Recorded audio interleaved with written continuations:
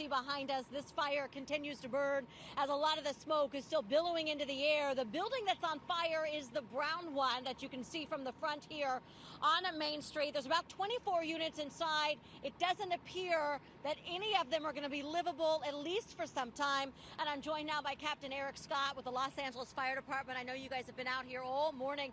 We're going on, what, 4 hours now for this fire that started at about 3 o'clock. What's making it so difficult? Well, we did have a well-entrenched, stubborn fire in the basement with excessive storage from laundries to lawn mowers, and it actually burned out a portion of that first story when firefighters walked in. So we actually had to do creative things to try to extinguish it. We used what's called a Bresnan nozzle, which is something that goes at the end of a hose line that will squirts water on a circular area to be able to get a fire extinguished that's beneath you.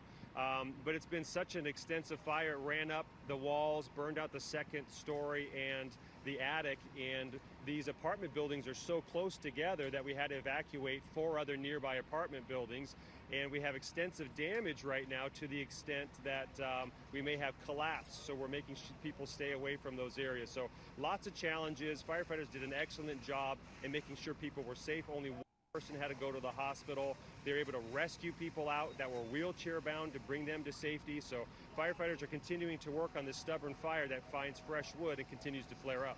And I understand another issue, as you mentioned, with the structural possible collapse or partial collapse is just that the building is older. Yeah, the building is built in 1921, so it might look like it has new stucco and paint on the outside, but we're dealing with some very old infrastructure that we're looking at to see if any of it was compromised prior to. We're working with building and safety right now. Anticipate that building's going to be red tagged, meaning people cannot go inside of it. But now we're working with Red Cross. We brought an MTA bus in so people aren't standing on the street, so we could get them some shelter as Red Cross gets up some temporary housing for these folks. Yeah, and I know that's a big concern for a lot of the folks that we've been speaking to, is they literally left with just the shirts on their backs, many of them no shoes, no nothing. I talked to one woman who just lost her job because of the pandemic. It's like if things can't get any worse, unfortunately they just have for quite a few people here in this community. It's really tough, and we feel for them. You know, firefighters have been battling this for 4 hours, doing their best to be able to save the nearby buildings that have been untouched. They did an excellent job. But yeah, we certainly feel for those folks, and that's why we're working close with our friends at Red Cross to get them some temporary housing. All right, thank you so much, Captain Scott. I know you guys have a lot of work still to do, and we'll continue to follow this fire throughout the morning. So here we are, that's the fire building of origin. You can see the windows blown out from the flames. And while it looks like it might be a new apartment building, it's a 2-story center hallway that was built in the 1920s. And that's just stucco and paint. What the side of it is really like underneath that stucco and paint, you can see to this adjacent building. It's just gonna be wood paneled, which is easy to burn. And since it's built in the 1920s, this was made in what you call balloon construction. So that means there's no fire blocking.